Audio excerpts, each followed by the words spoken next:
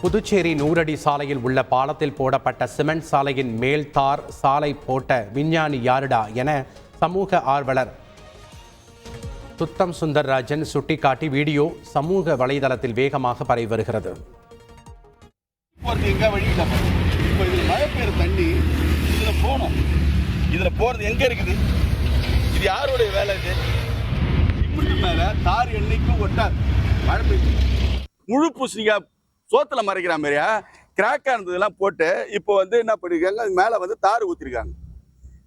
எப்போதுமே சிமெண்ட்ல தார் பிடிக்காது. இது தெரியாத ஒரு இன்ஜினியருக்கு எங்க விட்டு போனா எங்களுடைய பணம், எங்களுடைய வரி பணம், எங்களுடைய வரி பணம், மக்களுடைய வரி பணம். செய்திகளை உடனுக்குடன் தெரிந்து கொள்ள உடனே சப்ஸ்கிரைப் பண்ணுங்க.